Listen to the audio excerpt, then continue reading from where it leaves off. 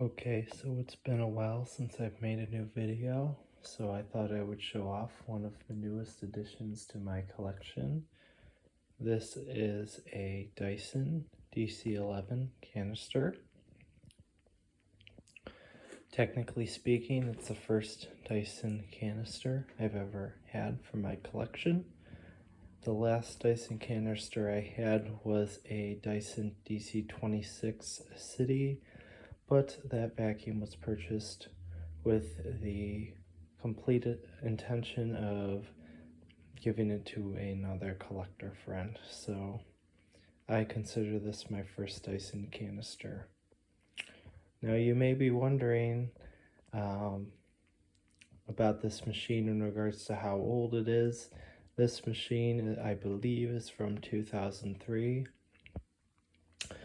But the biggest thing I've left out is that there is something very unique to this particular vacuum in my collection, and I'll give you a hint. There is a power transformer right there. So let's take a look at the back of this machine quick. UK helpline number. And yes, indeed, that is a 220 plug. So I got this machine from another vacuum collector, and I forget where he actually got it from, but this is a British model DC11. They did sell this model in the United States as well in this color, but this is the 220 version. So I bought that converter, and we're just going to give it a quick run. Now, anybody who has experience with British Dysons, which would be not too many people in the United States, would know that, generally speaking, British Dysons have more suction power because they're running on twice the voltage as the American models are. You can see too that this machine has its complete set of onboard attachments. That being said, I do not have a floor tool, so I still need to obtain a floor tool for it. One of the neat things about the DC11 is that the hose can wrap completely around the machine for storage.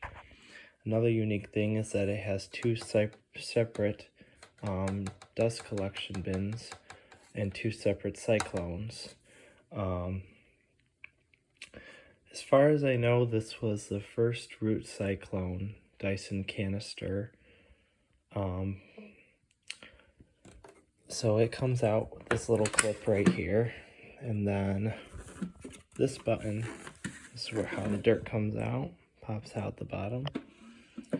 I was able to clean the cyclone assembly so that it's nice, clean, ready to use. There's the two washable pre-motor filters right here, and then right below that, of course, is the motor. And then I'm not going to do it, but to access the HEPA filter, it actually sits right below this cover, and you take a flathead and just turn that knob. This cover comes off, and there is a small rectangular shaped HEPA filter that's supposedly lifetime that goes right in here. It's not, the filter isn't in the worst of shape, it's not in the best of shape. I don't intend on using this machine a lot, so I'm probably just going to keep that filter in there. Perhaps maybe I'll treat myself and buy a filter for it at some point, but filters for these are not cheap because these machines have been so long discontinued.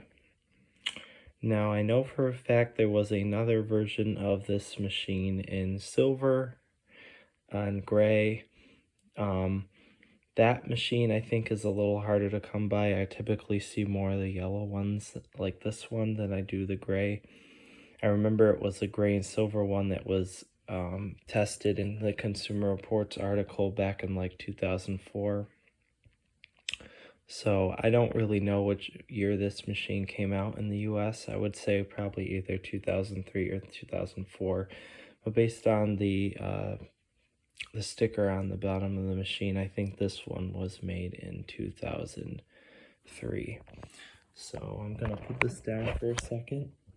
Got the hose, and we'll give it a quick run around.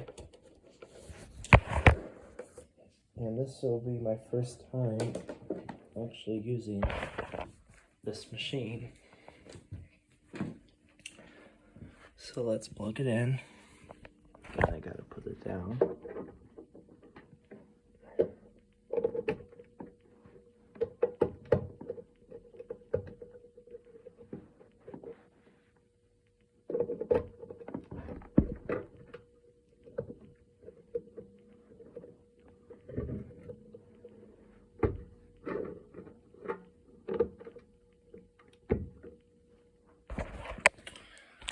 Alright.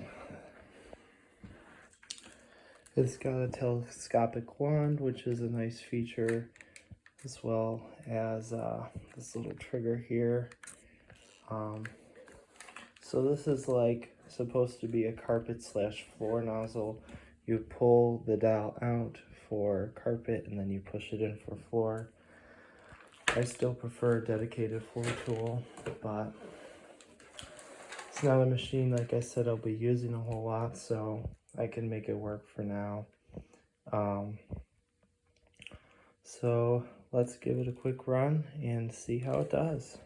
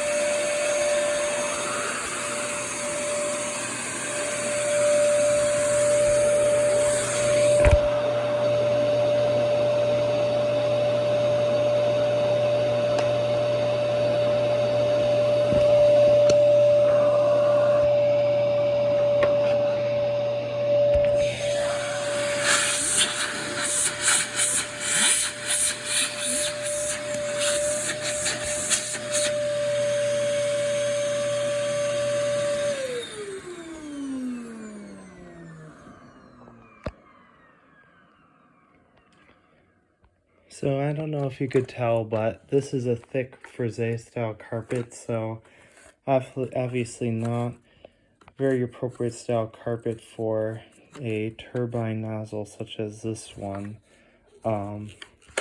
So definitely not what I would call stellar performance on this carpet, but then again, that's not what this machine was designed for. You got to understand too, in Europe, most people do not have thick carpet like we do, so some later model Dyson canisters will come with a motorized power nozzle, but those are relatively few and far between. You can see it did pick up a little bit of lint there. I was hoping we'd get some cyclonic action visualization, but this carpet was just vacuumed, shampooed, then re-vacuumed last week, so there wasn't really much that this thing could find embedded in the carpet. That being said, I'm really glad to have it, not only because I think it's a really cool looking machine, but also because this is a 220 vacuum. This is the first 220 outlet vacuum I've ever owned in the hundreds and hundreds and hundreds of vacuums that have come through my hands in the last 13 or 14 years or so. Another reason why I have this Dyson canister is that I have two distant relatives of this machine in the back corner. You can see my lightning really far back in the corner there. The external design of that machine was actually designed by James Dyson, and then Phantom designers made some changes with the internal components, but in the shell of the vacuum is basically the DC02 Dyson, which is the earlier relative of this machine.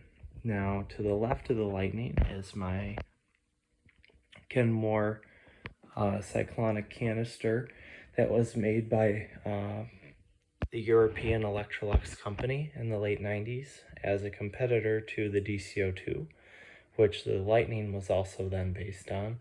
So I kind of like to have a little bit of each in regards to early bagless cyclonic canisters, or at least cyclonic bagless as we know it today. That being said, I just want to reiterate that I do think this is a really cool machine. Don't plan using it much, especially not until at least I get a proper floor tool for it, but it will still provide a nice addition to my collection. So without further ado, that is the Dyson DC11. I hope you enjoyed the video.